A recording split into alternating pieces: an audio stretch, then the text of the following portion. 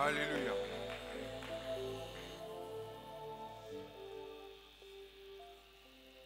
Monsieur Père, merci. Merci encore pour le souffle de vie. Ton souffle de vie. La Bible dit, maître, l'homme n'est pas maître de son souffle pour le garder. Nous ne cesserons de te rendre gloire à chaque fois que tu nous prêteras souffle. Merci de tout cœur, ô Dieu. Merci de tout cœur, ô Père. Merci de nous garder en vie et en bonne santé. Nous voulons te recommander ces instants. Nous sommes à ton école. Parle à nos cœurs. Instruis-nous dans ta justice. Affermis nos pas. Au nom de Jésus, nous avons assez prié avec action de grâce. Ensemble, nous disons Amen. Acclamons notre Seigneur. Est-ce qu'on peut acclamer notre Seigneur et notre Dieu? Nous sommes debout, nous avons nos Bibles ouvertes dans le livre d'Exode.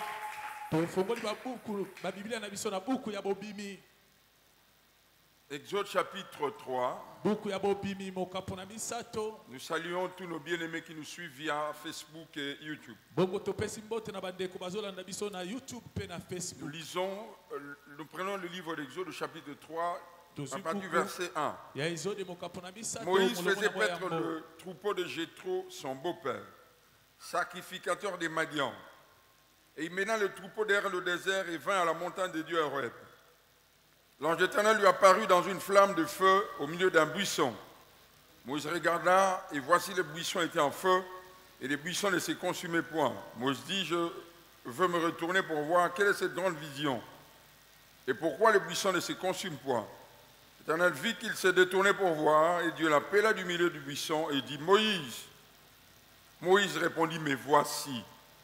Dieu dit, n'approche pas ici, au-dessus de tes pieds, car les lieux sur lesquels tu te tiens est une terre sainte. Il ajouta, je suis le Dieu de ton père, le Dieu d'Abraham, le Dieu d'Isaac, le Dieu de Jacob. Et Moïse se cacha le visage car il craignait de regarder Dieu. L'Éternel dit, j'ai vu la souffrance de mon peuple qui est en Égypte et j'ai entendu les cris que lui font pousser ses oppresseurs, car je connais ses douleurs. Je suis descendu pour le délivrer de la main des Égyptiens, pour le faire monter dans ces pays, dans ces pays, dans un bon et vaste pays, dans un pays où coule le lait et le miel. Dans les lieux qu'habitent les Cananéens, les Héthiens, les Amoréens, les Phérésiens, les Héviens, les Jébusiens. Voici, les cris d'Israël sont venus jusqu'à moi. J'ai vu l'oppression que leur font souffrir les Égyptiens. Maintenant, va, je t'enverrai auprès de Pharaon, tu feras sortir d'Égypte mon peuple, les enfants d'Israël. Exode chapitre 4. À partir du verset 1, Moïse répondit et dit, voici, ils ne me croiront point, ils n'écouteront point ma voix. Mais ils diront, l'Éternel n'était point apparu. L'Éternel lui dit, qu'y a-t-il dans ta main? Il répondit, une verge. L'Éternel dit, jette-la par terre. Il la jeta par terre, elle devint un serpent. Moïse fouillant devant lui. L'Éternel dit à Moïse, étends ta main, saisis-le par la queue.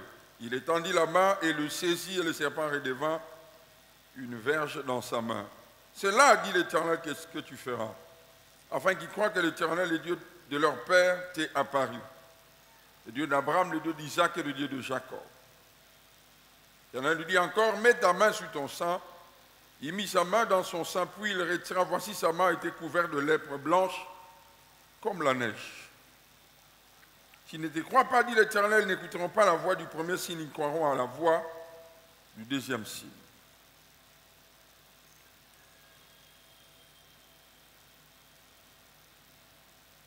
Verset 10, Moïse dit à l'Éternel, ah Seigneur, je ne suis pas un homme qui ait la parole facile. Ce n'est ni d'hier, ni d'avant-hier, ni même depuis que tu parles à ton serviteur, car j'ai la bouche et la langue embarrassée. L'Éternel lui dit, qui a fait la bouche de l'homme? Qui rend mieux ou sourd, voyons aveugle, n'est-ce pas moi l'Éternel? Va donc, je serai avec ta bouche et je t'enseignerai ce que tu auras dit. Moïse dit, ah Seigneur, envoie qui tu voudras envoyer.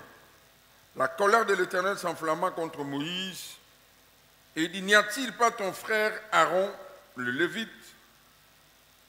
Je sais qu'il parlera facilement. Le voici lui-même qui vient au-devant de toi.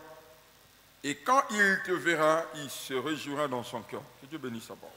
Amen. Va. Moïse va vers Pharaon. Tel est le thème que nous sommes en train d'exploiter depuis le mardi de la semaine passée. Un petit rappel en 5 minutes par rapport à ce qui a été dit. Le mardi passé,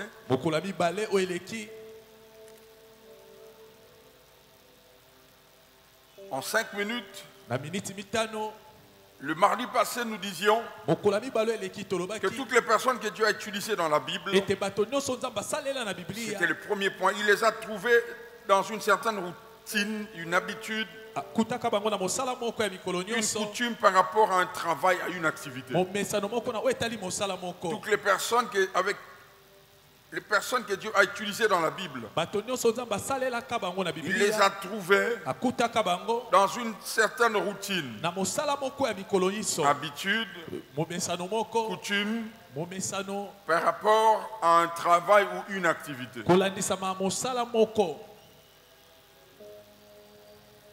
Et nous avions donné des exemples. La Bible dit Moïse paissait les troupeaux de son père. Pierre et Jean faisaient la pêche. Joseph paissait les troupeaux de son père. Les disciples priaient dans la chambre haute. Zacharie, pendant qu'il s'acquittait de ses fonctions en tant que sacrificateur. Élisée, fils de Shaphat, pendant qu'il paissait les troupeaux de son père. Et que dire de Jésus? La Bible dit qu'il avait coutume d'aller au temple. Et nous avions retenu 2 choses. La première, nous disions que le Dieu de la Bible aime l'activité. Dieu travaille avec des personnes actives, personnes dynamiques. Nous avions encore dit la preuve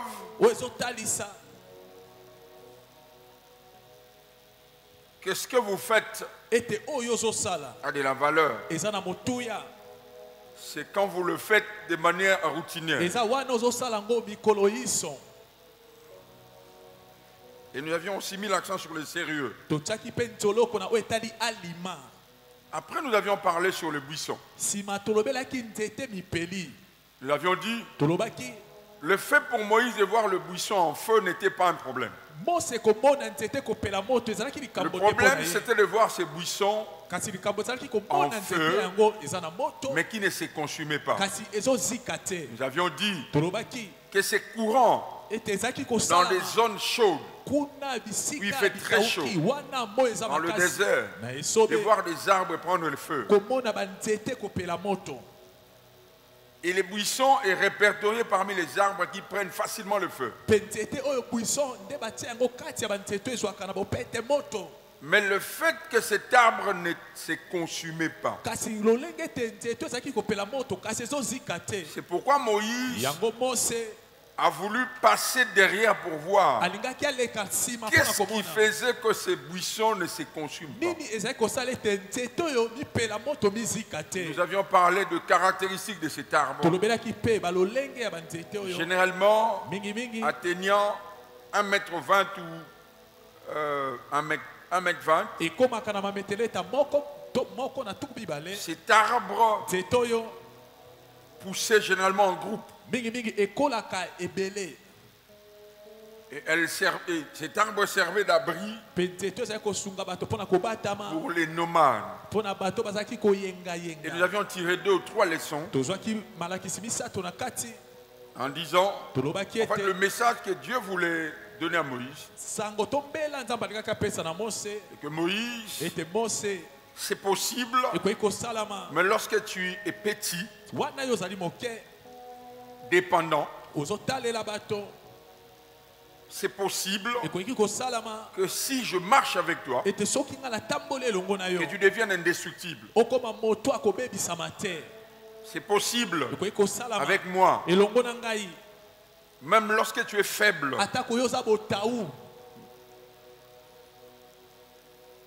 Même lorsque tu es dépendant, avec moi c'est possible que tu deviennes indestructible. Tu deviennes puissant, très puissant même. Et nous avions encore dit, Dieu a insisté sur la sainteté. Il a dit à Moïse, ôte tes sandales. Ce n'est pas les lieux qui étaient saints. C'est Dieu qui a rendu ces lieux saints. Je pense que Moïse connaissait le chemin. Il passait par là. En aucun jour, on lui a demandé d'ôter les sandales. Lorsque Dieu est venu, Dieu a mis l'accent sur la sainteté. Et nous avions dit, impossible d'être puissant avec Dieu sans la sainteté. Impossible de marcher avec Dieu sans la sainteté. Jéhovah Jireh, c'est Abraham qui a dit ça. Moïse a parlé de Jéhovah, c'est lui qui pourvoit, et c'est lui qui est notre bannière. Mais la sainteté, c'est lui-même qui le dit. Je suis saint. C'est sa nature.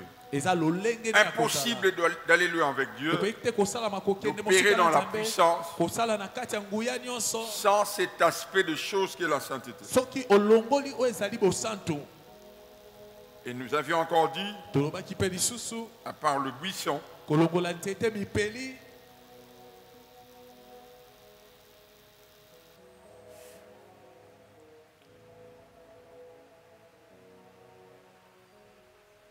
qui est le Dieu de la Bible, il est le Dieu d'alliance. Je pense que nous avions clôturé par là. Quelqu'un nous a écrit via notre page, nous posant la question de savoir, lorsqu'on parlait d'alliance, est-ce qu'on parlait des connexions? Non, pas du tout. On avait mis l'accent sur l'alliance des pères. Sachant que ce que nous faisons, nous ne sommes pas le premier à le faire. C'est possible d'être pionnier dans sa famille. Mais ce qu'il faut savoir, c'est que sur cette terre, il y a des gens qui nous ont précédés. Et lorsque nous nous connectons à ces personnes, par révélation bien sûr, nous fonctionnons avec leur alliance. Alors ce soir, j'aimerais qu'on continue dans la même logique, avec le même thème, allais-je dire. Mais nous allons voir ce soir 3 ou 4 points. Premièrement, nous allons parler de l'appel. L'appel divin. Notez ces 5 choses, ces 7 choses. Lorsque Dieu appelle quelqu'un, lorsque Dieu t'appelle, la première chose à savoir, c'est qu'il croit en toi. Quand Dieu appelle quelqu'un, même si ses contemporains ne croient pas en lui, Dieu croit à celui qui l'appelle. Deuxièmement, quand Dieu appelle quelqu'un, non seulement qu'il croit en lui, mais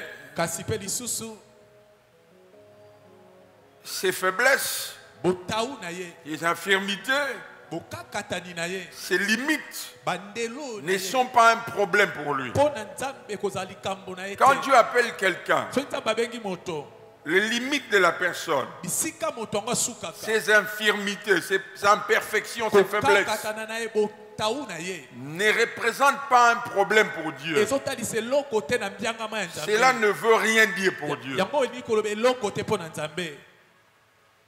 Pourquoi? Troisièmement, parce que l'appel précède la naissance. Donc tes faiblesses ne peuvent pas être un problème pour Dieu. Il a dit dans Jérémie 1,5, avant que je t'eusse formé dans le ventre de ta mère, je te connaissais. Avant que tu fusses sorti de son sein, je t'avais consacré, je t'avais établi prophète des nations. Donc l'appel précède la naissance. Les limites de ta vie, les faiblesses de ta vie viennent en retard. Sinon Dieu ne t'aurait pas appelé. Si Dieu devait tenir compte de ça, il n'allait appeler personne. Quelqu'un dit amen bien. Amen. La quatrième chose, quand Dieu t'appelle, c'est un peu compliqué. J'ai compris ça tard. Dieu n'abandonne jamais les gens. C'est nous qui abandonnons Dieu. Ne l'oubliez jamais. C'est nous qui nous éloignons de Dieu. Si vous lisez l'histoire du fils prodigue, le père regardait à la direction de son fils. C'est nous qui quittons Dieu. Parce que Dieu ne réagit pas. Je répète, Dieu ne réagit pas. Dieu agit. C'est nous qui abandonnons Dieu. Le jour où Dieu a laissé un homme dans la Bible qu'il avait appelé, cet homme s'appelait Jésus. À la croix, il est mort. Le jour où Dieu te laissera, ce jour où tu laisseras ce monde. C'est difficile d'admettre ça, mais on nous a inculqué ça. Je peux vous donner de textes que vous voulez, autant de textes pour vous démontrer cela. Dieu, lorsqu'il t'appelle, la première garantie c'est sa présence, il sera avec toi. Mais ça peut arriver que toi tu l'abandonnes. C'est ce que nous disons. Mais Dieu est là. Si tu reviens, il t'accueille. Avant de t'envoyer, il a dit, je ne t'abandonnerai pas. Je ne te délaisserai. Dieu ne réagit pas comme les hommes, comme nous les hommes. Et c'est cela le drame. Nous regardons les choses avec les lunettes des hommes. Dieu ne fonctionne pas comme les hommes. Si vous étudiez la vie de David, vous allez vous rendre compte qu'il a fait de bêtises plus que Saül. Plus que Saül. Mais à aucun moment la Bible dit que Dieu a laissé David. Cela ne veut pas dire que Dieu approuvait tout ce que David faisait. Non. Mais à chaque fois que David péchait, il s'éloignait de Dieu. Il s'est déconnecté de Dieu. Dieu était là. C'est pourquoi la Bible dit revenez à moi. C'est à vous de revenir à lui. Ce n'est pas à Dieu de revenir vers vous. Dieu te laisse et puis à la ce n'est pas des relations humaines. Revenez à moi. C'est à nous de revenir vers lui. Ou bien à lui. Quelqu'un est là avec moi? Bon, d'accord. Un autre élément. Je crois la cinquième chose. À retenir. Et comme tu es unique, ton appel aussi est unique. Comme tu es unique, ton appel aussi est unique. La sixième chose, comme l'appel est divin, Dieu nous dote aussi des moyens divins. Ce n'est pas avec les moyens humains que tu accompliras l'appel de Dieu. Les moyens mis à ta disposition par Dieu sont divins.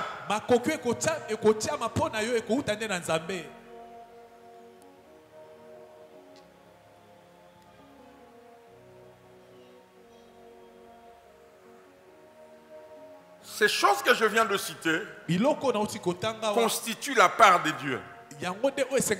Alors, quelle est la part de l'homme?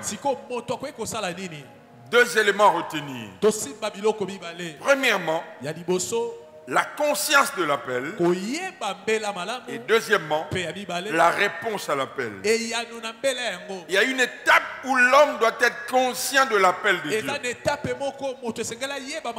Il y a une autre étape où l'homme doit répondre à cet appel. Il y a des personnes qui sont conscients de leur appel, mais qui hésitent pour répondre à cet appel. Elles posent des questions, elles donnent des excuses, elles sont convaincues qu'elles ont un appel. Elles sont convaincues que Dieu les a appelées. Pardon. Alléluia. Amen. Alors notez ceci. On peut être conscient de son appel sans répondre à cet appel. Deuxièmement, on peut être conscient de son appel et répondre à cet appel jeune. Très jeune. J'ai vu des personnes qui ont été conscientes de l'appel et qui ont répondu à cet appel très tôt, jeunes. Mais j'ai vu aussi des personnes qui ont été conscientes de leur appel, mais qui ont répondu à cet appel, je ne dirais pas tard, mais vieux. Mais troisièmement, cela vous étonnera, c'est possible d'être conscient de son appel lorsqu'on est païen. Pagano. Ok. Oui. Saul n'était pas chrétien. Il était conscient de son appel. Il savait qu'il était appelé à faire quelque chose pour Dieu. Il savait qu'il était un appelé de Dieu. Lorsqu'il persécutait Christ, il persécutait l'Église.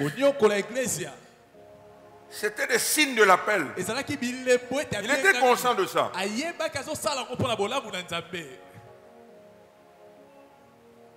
Mais il n'était pas né de nouveau. D'office, il n'avait pas compris l'appel.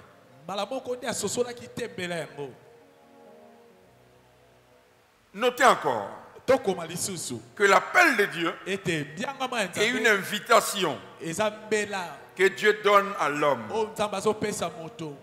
pour réaliser sa volonté qu'il a prédestinée. L'appel de Dieu est une invitation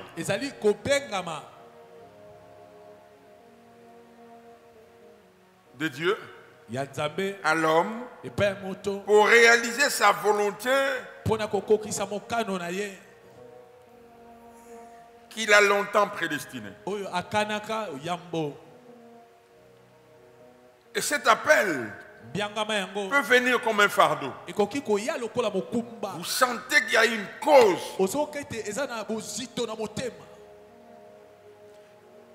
Ce que j'appelle aussi une effusion dans le cœur. un sentiment d'urgence que je dois faire quelque chose. Je dois à tout prix accomplir quelque chose.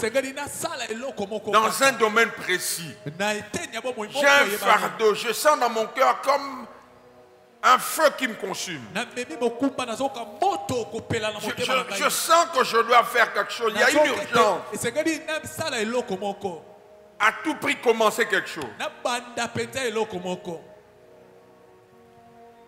Dieu peut aussi te parler par une vision. On peut recevoir un fardeau.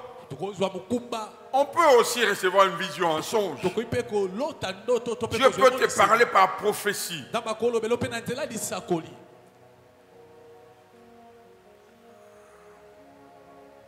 Marie a vu un ange. Samuel a entendu Dieu dans le temple. David, Dieu a parlé à Samuel. Saul, vous connaissez comment est-ce qu'il a reçu son appel. Moïse, il a rencontré Dieu. Vous comprenez sa vision. Mais quelque chose de très important, et c'est là où beaucoup de jeunes surtout échouent. Le fait d'être conscient de son appel ne te donne pas automatiquement le mandat pour être leader. Le premier pas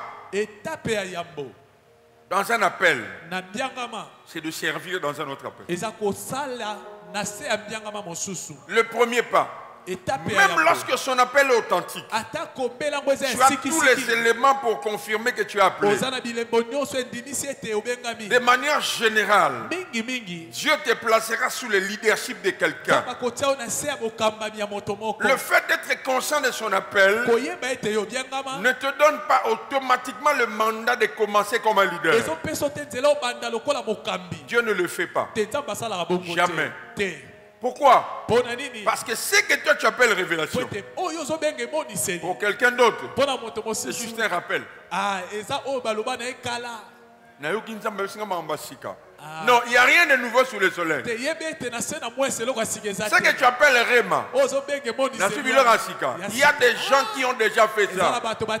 Ils ont déjà été sous cette voie. Ils ont déjà travaillé ce que tu cherches à travailler. Merci. Un autre élément. Non, pardon, j'insiste encore ici.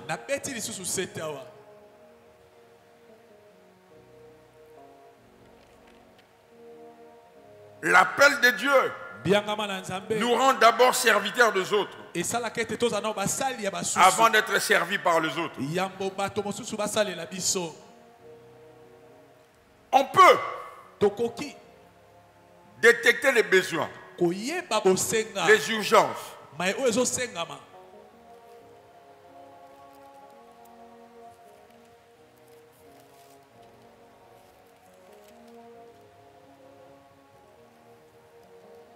Je disais, on peut détecter les besoins des urgences autour de soi. Mais cela ne nous donne pas mandat du coup à œuvrer comme leader. Lorsque Moïse comprend sa vision, et cette vision est confirmée par Dieu au buisson, Moïse reçoit l'équipement pour la vision. Moïse était encore travailleur chez Jéthro. Il reçoit son appel. Non, il comprend son appel. Que dis-je? Il reçoit son appel. Il comprend son appel. Il reçoit l'équipement pour cet appel. Pendant qu'il est encore serviteur chez Jéthro. J'ai besoin de quelqu'un. Papa, si tu veux lire le chapitre 4, mais le verset 18. Étudiants, regardez ceci. Je ne sais pas si vous avez lu, je pense que beaucoup de gens sautent cette partie. Ils lisent pas ça. Le micro, il est où? Écoutez ça. Yoka. Exode chapitre 4, de verset 18. Oh, papa, lisez s'il vous plaît. Moïse s'en alla et rentra chez Jéthro. Vous avez entendu? Il a reçu la vision de Dieu. Il est équipé pour cette vision, pour cet appel. Mais il ne part pas. Il retourne chez Jéthro. Non, c'est pas fini, remets le micro. Il retourne chez Jéthro. Frères et sœurs jeunes, ça nous arrive souvent, en vision, par des prophéties, confirmations et autres. Et Dieu peut même passer par tes amis, ton entourage, par des hommes de Dieu crédibles, pour confirmer votre appel et votre mission. Mais faites très attention, Dieu respecte le protocole. Moïse ne peut pas partir sans parler à Jéthro. Jéthro n'a jamais prophétisé. Jéthro n'a jamais rencontré Dieu. Jéthro n'a jamais vu un bâton. Jéthro peut-être n'a jamais vu un buisson ardent. Mais Moïse retourne chez Jéthro. C'est possible que Dieu t'équipe de manière spéciale. C'est possible que tu aies une vision plus grande que celle de ton chef ou de là où tu sers. C'est possible. C'est même possible que tu remarques les failles. C'est très possible. C'est possible que tu remarques des insuffisances et que tu aies la réponse ou tu sois la réponse. Mais ne fais rien sans le leader. Ne fais rien. Il va chez Jéthro. Papa, lisez. Écoutez ça. Moïse s'en alla et rentra chez Jéthro, son beau-père. Papa, avancez le micro, s'il vous plaît. Moïse s'en alla et rentra chez Jéthro, son beau-père. Son beau-père. Il lui dit. Je voudrais partir. Vous avez entendu? Il va partager la vision qu'il a reçue de Dieu à son patron. Il va partager la vision qu'il a reçue de Dieu à son pasteur. Il va partager la vision qu'il a reçue de Dieu à son conducteur spirituel, à son mentor, à son coach. Écoutez, ok. Jéthro est patron des brebis, mais le travail qu'on demande à Moïse, c'est pas peut-être les brebis. Toi, ton problème, c'est que tu penses, comme ton père spirituel n'est pas prophète, mais Dieu te donne l'onction prophétique. Tu penses qu'il n'a rien à dire. C'est faux. Yes. C'est faux. Les éléments que Dieu met entre les mains de Moïse, Jéthro n'a jamais vu ça, c'est un autre level. C'est un autre niveau. Mais il va dire ça pourquoi? Regardez. Je voudrais partir pour retourner. Il demande la permission. Est-ce que vous êtes là? Amen. Oh. Hein? Je voudrais partir pour retourner auprès de mes frères de race en Égypte. En Égypte. Et voir s'ils sont toujours en vie. Jéthro lui répondit. Écoutez la réponse de Jéthro. Frères et sœurs, regarde, écoutez. Il dit quoi? Va en paix. Va quoi? Ce n'est pas Dieu qui lui donne la paix pour faire le travail. C'est le maître qui est au-dessus. C'est clair avec moi. C'est le mentor, c'est le pasteur, c'est ton conducteur spirituel qui te donne la paix. C'est pas Dieu. La Bible dit ceci. Dieu n'est pas un Dieu de désordre. Mais la Bible ne dit pas qu'il est un Dieu d'ordre. Non. La Bible dit un Dieu de paix. Ça veut dire l'ordre de Dieu amène la paix. L'ordre de Dieu amène la paix. Si tu dis que tu es en ordre avec Dieu, il faut que cela se voit dans ton entourage. Quand tu dis que tu as entendu Dieu, tu marches avec Dieu, tu as reçu les quitus de Dieu. Mais tout autour de toi, conflit à gauche, à droite, conflit à gauche, à droite. S'ils ne veulent pas, je veux le faire. Ça ne vient pas de Dieu. Amen. Dieu n'opère pas comme ça. Papa, c'est pas fini. Écoutez ça. Jéthro lui répondit. Va en paix. Va en paix. L'Éternel dit à Moïse. Vous avez entendu? Attendez. Après que Moïse ait informé Jéthro, Moïse lui autorise de partir. Il dit va en paix. Papa, Et puis Dieu vient parler. Nous avons l'impression, comme si après que Dieu ait donné les bâtons à Moïse et montré des signes que Dieu avait fini. Non, Dieu n'a pas fini. Il y a des choses que Moïse doit faire pour que Dieu lui donne le reste de choses. Dieu va seulement voir quelle est ton attitude envers celui que tu sers. C'est par ton attitude qu'il va ajouter des choses. Papa, écoutez, qu'est-ce qu'il dit? Dieu dit, écoutez ce que Dieu dit. L'Éternel Dieu dit à Moïse. Dieu dit à Moïse. Lorsque tu étais encore à Madian, mets-toi en route. Mets-toi en route. Retourne en Égypte. Vous avez entendu? Dieu lui avait déjà dit va en Égypte. Maintenant, quand il parle à Jéthro, Jéthro lui dit va en paix. Dieu dit mets-toi quoi? En route. Maintenant, mets-toi en route. Dieu peut te dire en 2025, c'est l'année de ton travail. Mais le mets-toi en route dépendra de ton attitude envers ton Père. Le mets-toi en route dépendra de comment tu opères avec ton supérieur. Frères et sœurs, on n'invente pas la route de foi. On n'invente pas la route de foi. Allez-y, papa. Mets-toi en route, retourne en Égypte, car tous ceux qui voulaient te faire périr sont morts. J'avais entendu. J'avais entendu. Mets-toi en route, car tous ceux qui en voulaient à ta vie sont comment? Mais pourquoi Dieu ne lui avait pas dit ça au buisson? Avant. Jéthro lui dit va en paix. Dieu vient lui confirmer maintenant. Effectivement, ça sera une mission de paix. Parce que l'environnement est déjà favorable. C'est bon. Qui est là avec nous?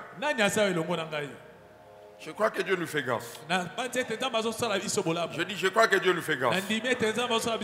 Je dis, je crois que Dieu nous fait grâce. Est-ce que vous êtes là avec moi? Quelqu'un est en train d'être béni? Quelqu'un est en train d'être béni?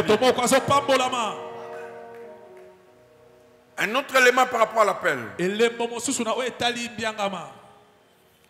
Frères et sœurs, lorsque vous servez dans une mission ou bien dans une vision,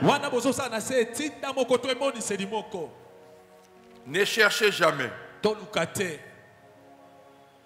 Ne cherchez jamais. Ou bien ne courez jamais derrière la position ou des fonctions. Soyez seulement utile, ça suffit. Sois utile, tu es dans une mission, dans une vision. Ne cherchez pas la position. Ne cherchez pas de fonction. Sois seulement utile. C'est bon. La grâce de Dieu parle. Même si tu ne parles pas, la grâce de Dieu parle. On viendra te chercher. Tu n'as pas dit amen.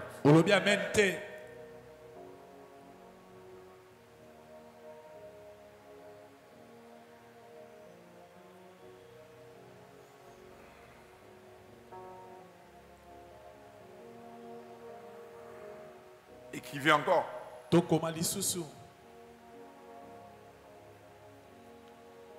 Certaines personnes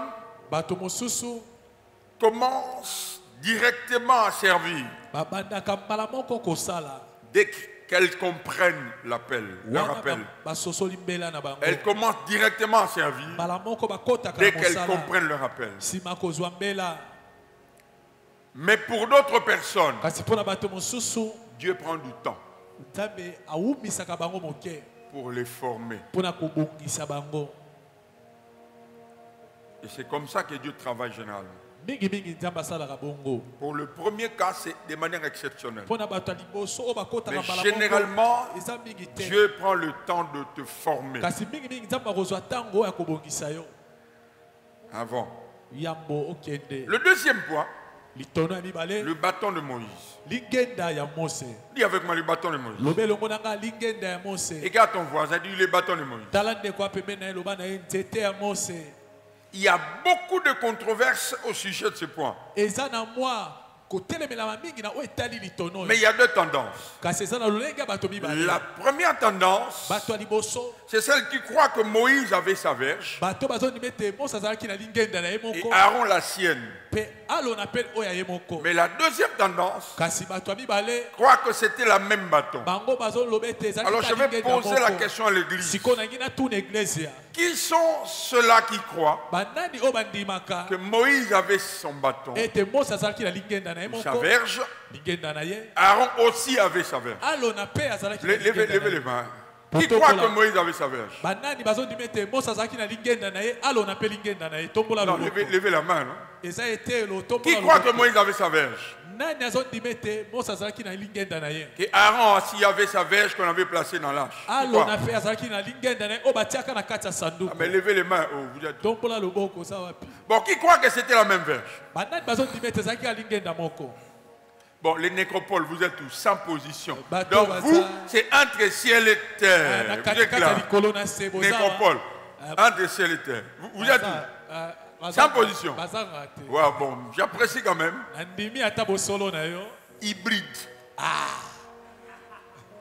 Amen. Amen. Alors prenez vos Bibles. Je souhaite que la Bible parle. Vous êtes là? Alors j'ai besoin de deux lecteurs. Pasteur 7. Papa Florian, amenez-moi le micro. Papa Junior, avancez. Papa Junior, vous êtes de quelle tendance? Moïse avait sa verge. Aaron aussi avait sa verge. D'accord, amenez un autre micro. Nous allons commencer la lecture. Nous sommes d'abord dans la forme. Nous allons nous mettre d'accord sur ces points. Et puis nous irons dans le fond. Nous devons d'abord prouver si Moïse avait son bâton, Aaron, ou c'était le même bâton. Sinon, c'est la confusion totale. Papa, le micro est chez vous. Vous faites quoi avec?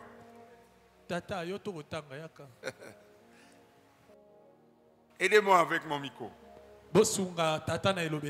Papa 7, vous lisez Exode chapitre 4, verset 2. Que l'interprète ait aussi son micro. Papa 7, vous travaillez avec le micro avec Papa Junior. Papa 7, Exode chapitre 4, verset 2. On suit là. J'ai lu la parole du Seigneur. Qu'as-tu dans la main? Lui demanda l'Éternel. Un bâton. Qui répond? Moïse. Bon, Exode chapitre 4, verset 4. Papa 7. Toujours. Mais l'Éternel lui dit, tends la main et attrape-les par la queue. Moïse avança la main et saisit les serpents, qui redevint un bâton dans sa main. Chez lui, on parle de bâton, mais la version seconde parle d'une verge. Donc, les deux textes que nous venons de lire parlent de la verge de Moïse.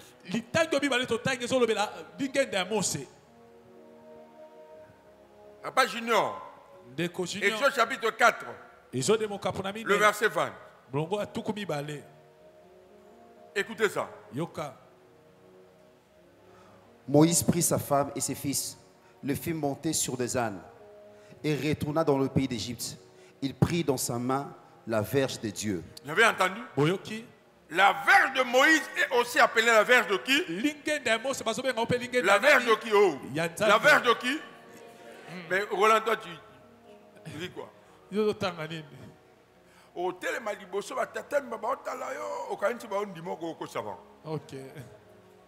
C'est pourquoi vous prêchez ailleurs, puis après les portes se ferment. Je dis, mais j'avais prêché, mais pourquoi on m'appelle plus? Lukuta. Ah, ok. Bon, on y va. Exode chapitre 7, verset 1. Mais entre-temps, je vous signale que Aaron entre en scène au verset 14. Lisez ça. Exode 4, 14. Donc, quand Dieu demande à Moïse, qu'as-tu à la main? Aaron n'est pas là. Quand il jette le bâton, Aaron n'est pas là. Mais le verset 14, on dit quoi? 4, 14. 4, 14. Exode 4, 14. Alors la colère de l'Éternel s'enflamma contre Moïse. Et il dit, n'y a-t-il pas ton frère Aaron, les Lévites? Je sais qu'il parlera. Donc lorsque Moïse est conscient qu'il a entre les mains la verge de Dieu, Aaron n'était pas là. Quand Aaron rejoint Moïse, Moïse sait déjà que ce qu'il a en main, c'est la verge de Dieu. Ok, Exode chapitre 2, chapitre 7, verset 1. Exode 7, verset 1. Papa 7, vous préparez le verset 9. L'Éternel dit à Moïse, vois, je te fais Dieu pour Pharaon. Je te fais qui? Dieu pour Pharaon. Papa, les dieux là, c'est en majuscule et minuscule. Majuscule. Majuscule. Majuscule. En quoi? Majuscule. Elohim. Pour Pharaon. Pour les enfants d'Israël ou bien pour Pharaon? Pour Pharaon. Moïse n'est pas le Dieu des enfants d'Israël. Il est le Dieu des Pharaons. Pour les enfants d'Israël, il est prophète. Yes. Je continue. Il dit Aaron ton frère sera qui? Et Aaron ton frère sera ton prophète. Le prophète, il sera ton porte-parole. Il sera ton intermédiaire. Il sera ton représentant. Ton intermédiaire, ton représentant, ton porte-parole, ton délégué. Verset 9, pasteur 7. Si les pharaons vous demandaient de faire un miracle, toi Moïse, tu diras à Aaron, prends ton bâton. Maintenant, il y a le bâton de qui? Attendez. Maintenant, il y a le bâton de qui? Le bâton d'Aaron. Maintenant, non, c'est pas ton problème, papa. On n'interprète pas la Bible, on lit. Moïse, tu diras à Aaron, prends quoi? Prends quoi? Le bâton. Le bâton de qui? D'accord, Aaron. Le verset 15.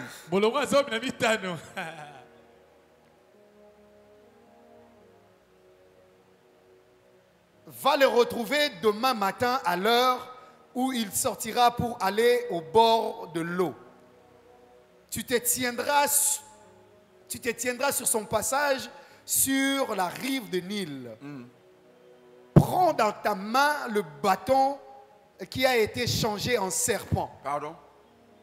Prends dans ta main le bâton qui a été changé en serpent. On parle à qui? À Moïse. Papa. On parle à Moïse. Parle. Et tu lui diras, l'Éternel, le Dieu des Hébreux, m'a envoyé vers toi pour te dire, laisse aller mon peuple pour qu'il me rende un culte dans les déserts. Vous avez lu quel verset? Je suis allé du verset 15 jusqu'à 16. Maintenant, lis le verset 14. L'Éternel dit à Moïse, le Pharaon est trop entêté pour laisser partir le peuple. Verset 15. Va le trouver demain matin à l'heure où il sortira pour aller au bord de l'eau. Prends quoi? Tu te tiendras sur son passage sur les rives de Nil. Tu prendras dans ta main le bâton qui a été changé en serpent. C'est le bâton de qui maintenant? C'est le bâton de Moïse. Ça, c'est le bâton de Moïse. D'accord, ok. Verset 20.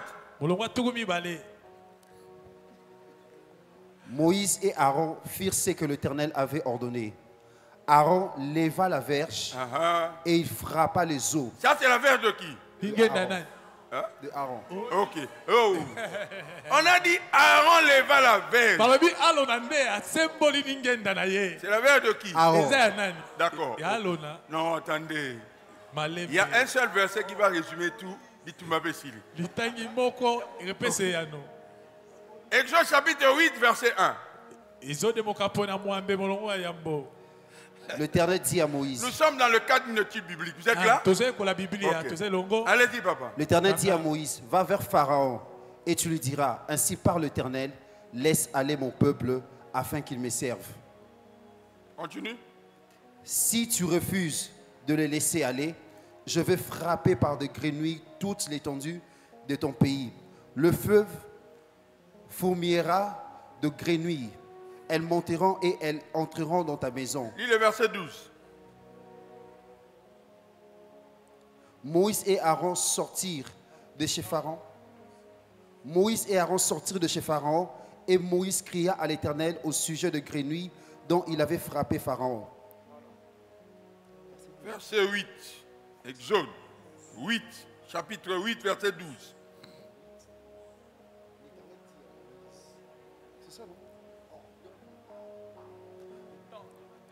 L'Éternel, le verset 12, lui c'est Le verset premier, déjà, tu avais mal lu.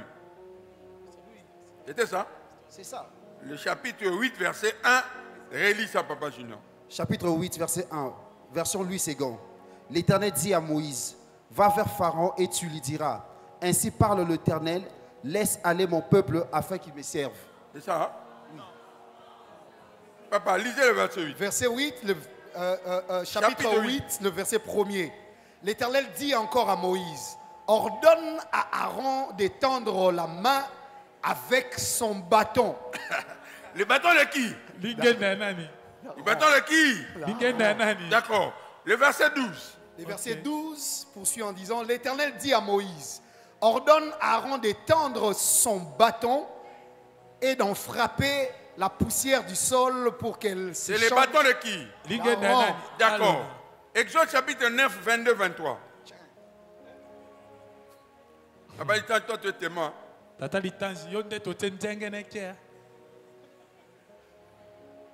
Exode chapitre 9, faites vite, papa. 9, 22, 23. L'Éternel dit à Moïse, étends la main vers le ciel et que les grêles s'abattent sur toute l'Égypte, sur les hommes, sur les bêtes et sur toute la végétation dans le pays. Maintenant, le bâton de qui? Hein? Moïse. Ok. Exode chapitre 10, verset 12 à 13.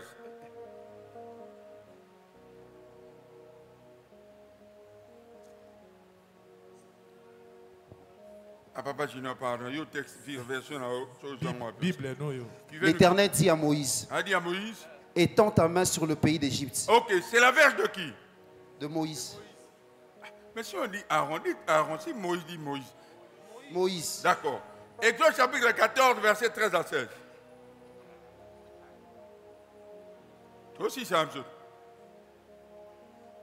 Verset 13 à 16. À 16. Moïse répondit au peuple, ne craignez rien, restez en place et regardez la délivrance que l'Éternel va vous accorder en ce jour. Car les Égyptiens que vous voyez aujourd'hui, vous ne le verrez plus jamais. L'Éternel combattra pour vous et vous gardez le silence. L'Éternel dit à Moïse, pourquoi ces cris?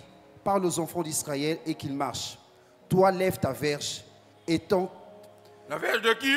Moïse. La verge qui a séparé la mer rouge, c'est la verge de qui? De Moïse. D'accord. Exode chapitre 14, verset 27.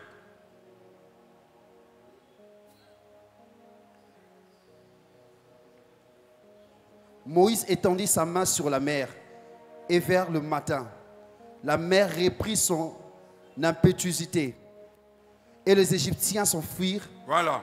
C'est la verge de qui? De Moïse. Bon, maintenant, pasteur, c'est toi, tu dois lire Exode chapitre 7, verset 19. Junior va lire Exode 17, verset 5. Toi aussi ici.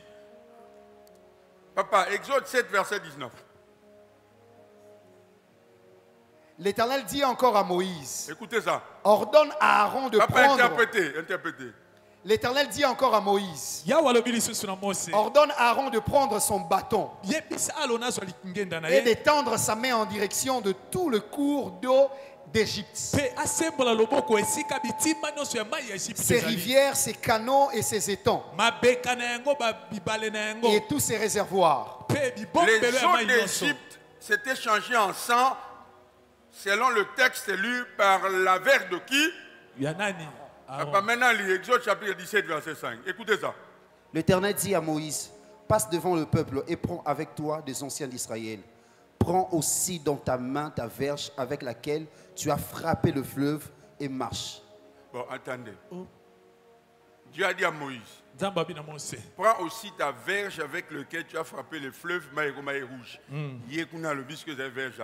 En fait, il n'y a pas deux bâtons, il y a un seul bâton. Il y a un seul bâton qui était exposé dans la présence de Dieu. Aaron est porte-parole. Un porte-parole n'a pas d'autorité. Un porte-parole n'a rien. Un porte-parole ne fait que ce qu'on lui demande de faire. Oh. Un délégué ne fait rien. Un intermédiaire ne fait rien. Pasteur, d'accord ou pas d'accord? Bon, je vous pose la question. En fait, Junior, ça va? D'accord. C'est pas moi, tu te bats avec les Écritures. Je vais vous révolter maintenant. Mais ne vous levez pas, restez calme. J'arrête. Ne vous asseyez pas. Oh, retournez.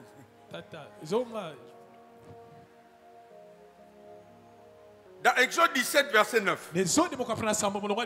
On parle de quel bâton? 17, verset 9. 17, 9. Le micro est là. Come on.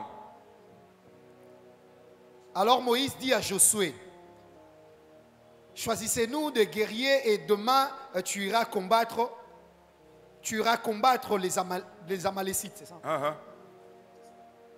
Moi, je me tiendrai au sommet de la colline avec le bâton de Dieu à la main. Amen.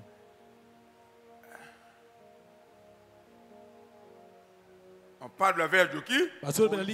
Mais si vous lisez dans Lévitique chapitre 8, c'est là que Moïse établit Aaron comme sacrificateur. Et toute sa famille. Mais dans Nombre chapitre 17, c'est là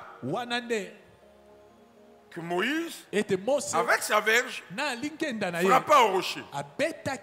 Les eaux ont jailli. On ne parle plus de la verge d'Aaron. Aaron a été porte-parole en Égypte. Lorsqu'ils ont quitté l'Égypte, Moussa les Sili. Ok. Azongi chemin. Vous êtes là? C'est pourquoi il a été utilisé pour fabriquer les veaux d'or. Imagine qu'il avait un bâton. Imaginez qu'Aaron a un antété. Ok. Le bâton, c'est la puissance de Dieu. Dieu ne te donne pas sa puissance avant de te révéler sa personne. Moïse est le seul à avoir rencontré Dieu. Aaron n'a jamais fait l'expérience du buisson. Si au monde nous a opéré la puissance, c'est qu'il a fait la rencontre. Yes. La puissance vient après la rencontre. Mais je peux, si vous voulez maintenant, prendre ma main. Je donne à Arnold. Je lui demande de prier pour quelqu'un. Les miracles vont arriver. C'est la même chose. Ici à Myrina, je le fais ou je ne le fais pas? C'est exactement la même chose. Alors regardez ça. Lorsque le peuple s'oppose à Moïse, à Aaron, ici Aaron est devenu chef de famille de la tribu de Lévi. C'est lui qui est devenu le patron, placé par Moïse. Alors Dieu dit ceci: prenez un bâton pour chaque tribu. Un bâton. De la tribu de Lévi, ce sera un bâton. Une tribu ne peut pas avoir deux bâtons.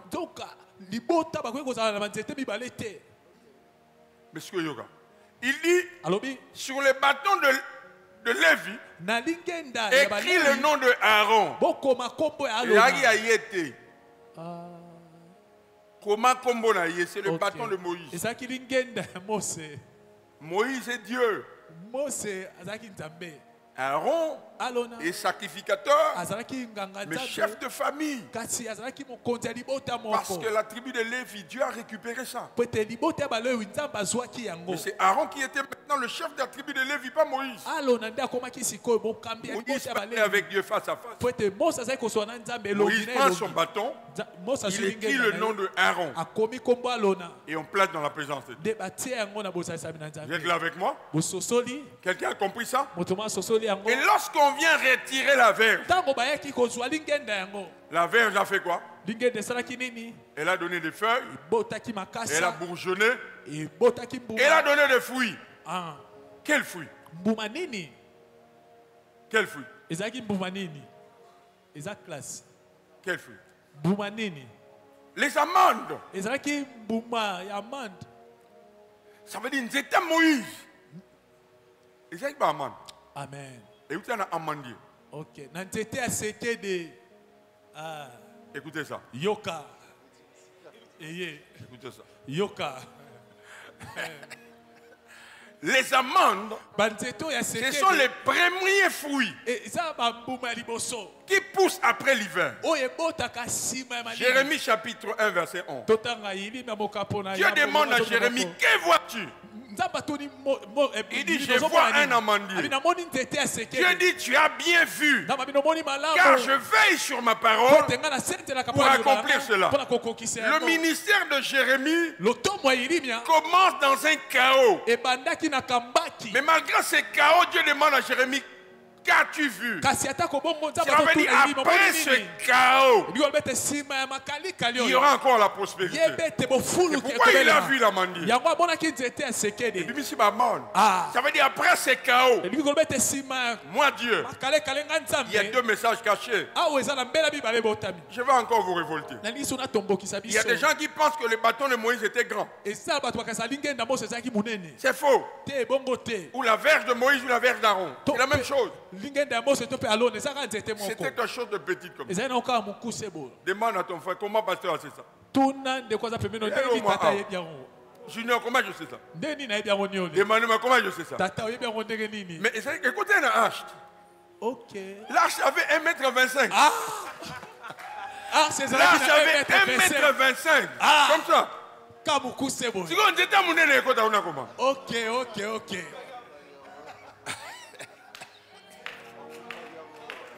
Wapi mololo malakisi. Écoutez, dans 2 Corinthiens 9, 12, 9 à 11, la Bible dit, ma grâce te suffit, car ma puissance s'accomplit dans les faiblesses. J'ai choisi des choses faibles. C'est pourquoi il avait dit à Moïse, jette le bâton. Qu'as-tu? Il dit, qu'as-tu? Moïse voyait quelque chose de minimisable. C'est devenu un serpent. Quelqu'un est là avec moi? Il dit, ma puissance s'accomplit dans les faiblesses. Et il énumère.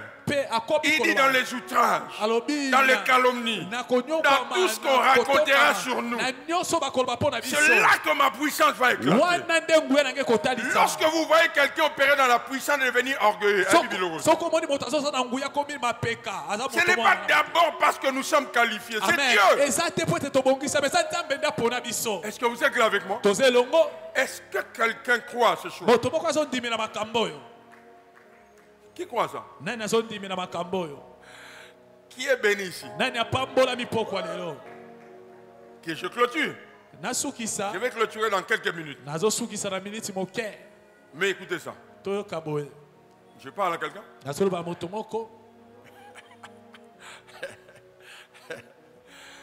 Ah là là.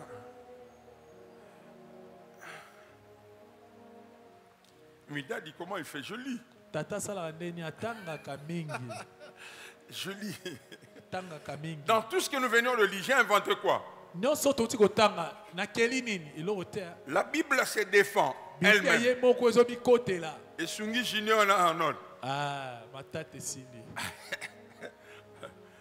Si Aaron avait un bâton, lorsque Israël s'est opposé à Aaron, il n'allait pas venir pleurer chez Moïse. Non. Il est venu pleurer chez Moïse. Avant que Dieu fasse quoi que ce soit, il a dit Moïse, pour la tribu de Lévi, c'était Aaron et commis Oyo.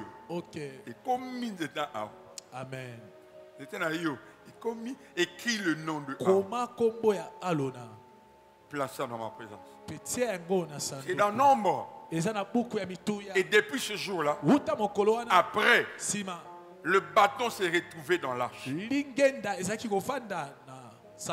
Je répète, Moïse était en contact direct avec Dieu. Pas Aaron. Vous êtes là avec moi?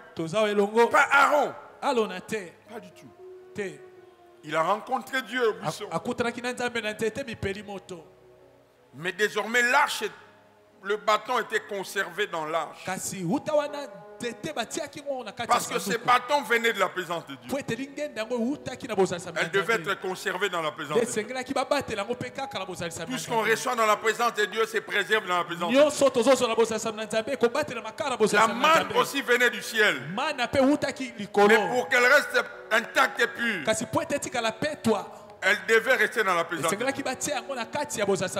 Les tables de la loi venaient de la présence de Dieu. Pour que cette table continue à être bénédiction, elle doit être éclairée par la présence de Dieu. Quelqu'un qui croit dit Amen bien. Quelqu'un qui croit dit Amen bien. Amen. Et enfin, je finis. Je vais terminer. Pour dire ceci, supportez-moi pendant 5-10 minutes. Je vais parler brièvement sur des personnes que Dieu place à nos côtés pour porter le fardeau de la vision avec nous.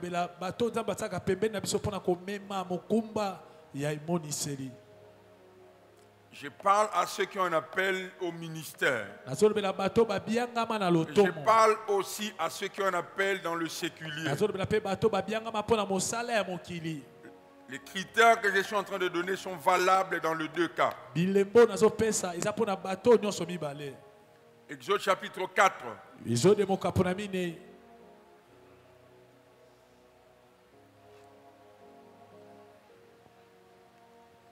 Écoutez ça. Le verset 14.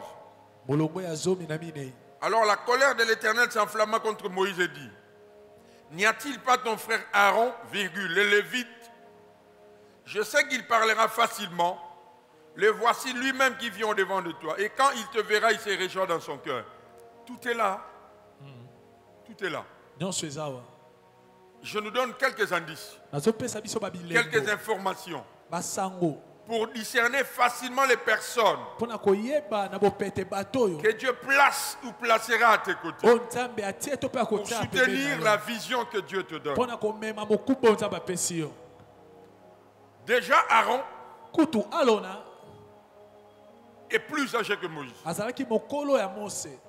Ce que tu dois savoir, nous devons savoir. Parce que les personnes que Dieu place ou placera à nos côtés ne seront pas forcément de notre génération. Pas forcément.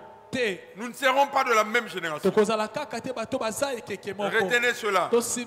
Tu peux être vieux, plus âgé, et ces personnes être moins âgées, ou vice-versa.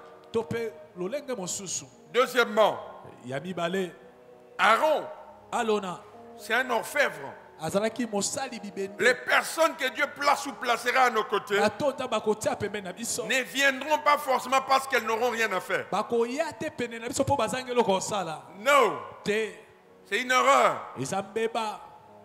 Elles ne viendront pas forcément parce qu'elles seront au chômage. Elles ne seront pas actives. Non, elles ne sont pas actives. Non, non, non.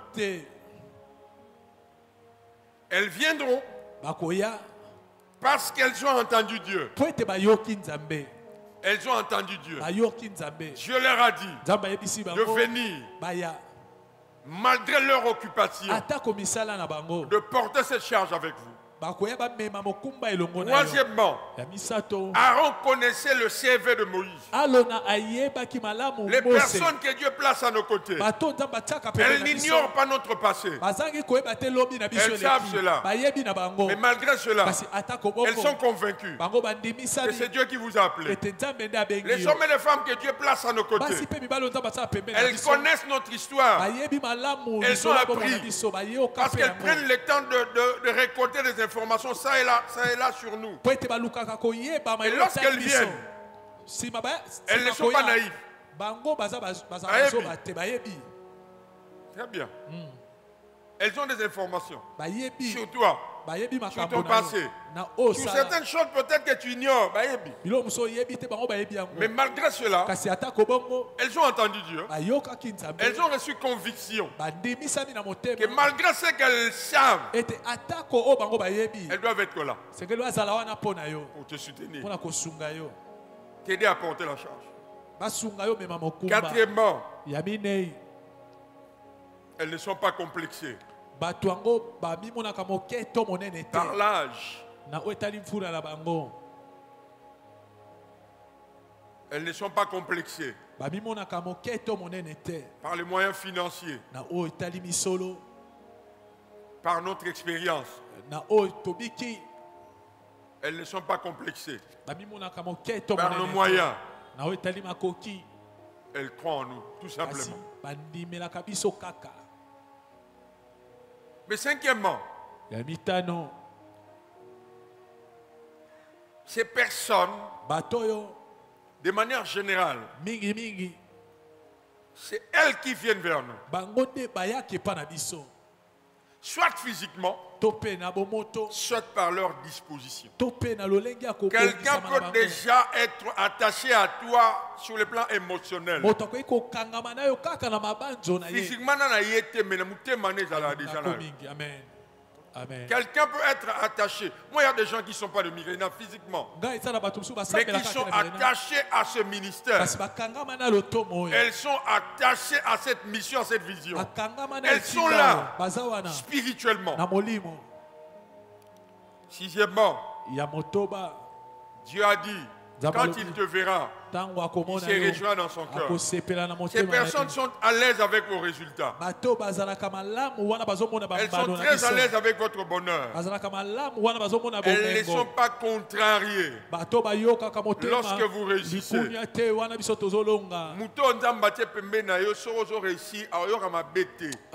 Lorsque vous vous retrouvez avec des gens qui sont contrariés, très mal à l'aise. Lorsque vous progressez, vous prospérez. Amen. Elles te créeront des problèmes. Elles seront comme un fil au pied. Amen. Quelqu'un que Dieu place à tes côtés pour ton bien, pour t'aider à porter la charge. Elle doit être à l'aise avec tes bénédictions. Elle doit être à l'aise avec tes exploits. Elle doit être à l'aise avec ton bonheur. Même en amitié, c'est pareil.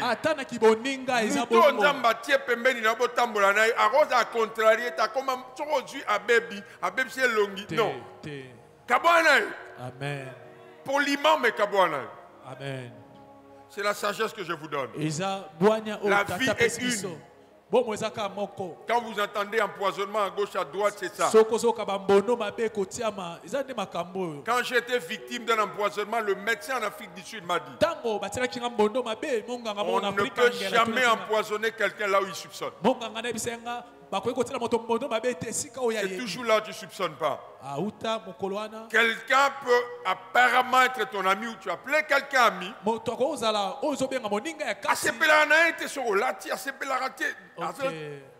Mais en réalité, son cœur. Et bébé. Quelqu'un dit Amen bien. Amen. Quelqu'un dit Amen bien. Amen. Septièmement, ces personnes nous aiment comme telles. Elles nous aiment comme telles. Alors quand il te verra, Le temps à Monio. Tu étais prince en Égypte. Tu as changé d'apparence. 40 ans plus tard. Bon, là, tu as le roi berger. Gloire Nios Égypte Kenda. Et l'eau que tu as souhaité ma vie. Mais quand il te verra, il se réjouira.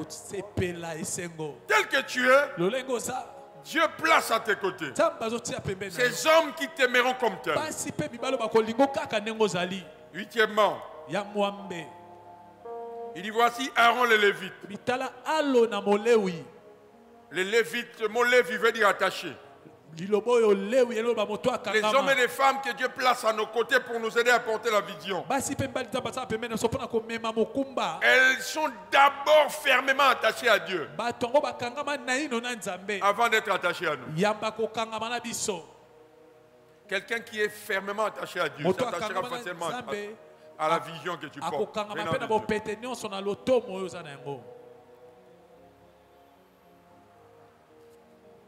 Neuvièmement,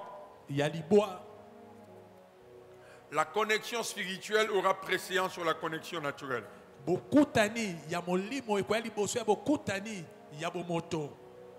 C'est là que tu entends le langage. Depuis que tu as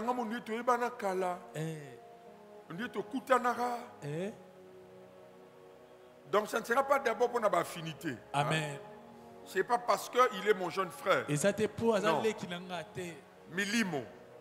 Mitema. Vous êtes là, non? Et puis enfin, dixièmement, le nom de Aaron veut dire illuminé. Voilà, les hommes et les femmes que Dieu place à nos côtés,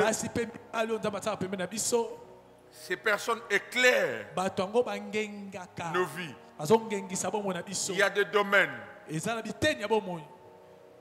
qui sont éclairés lorsqu'il y a une catégorie de personnes qui entrent. Elles vous aident à voir clairement dans un domaine. Lorsqu'elles sont là, elles éclairent un secteur, un domaine. Certaines choses, tu les faisais. Mais depuis que cette personne est là, il y a de la qualité. Il y a un peu plus de clarté. On ne tâtonne plus. C'est pourquoi, frères et sœurs, ne soyez pas pressés. Ne soyez pas pressés, ne soyons pas pressés de laisser des hommes et des femmes se rapprocher de nous. Ces choses, je ne les ai pas étudiées. Ces choses, je les ai apprises. Ça marche avec Dieu. J'ai vu des choses, j'ai entendu des choses et j'ai acquis sagesse. Quelqu'un est là avec moi? Amen. Si tu es béni, acclame notre Seigneur et notre Dieu. Tu n'as pas acclamé.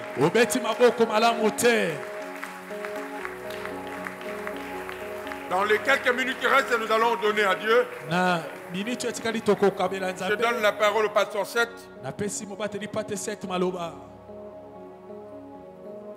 Voulons apporter nos offrandes.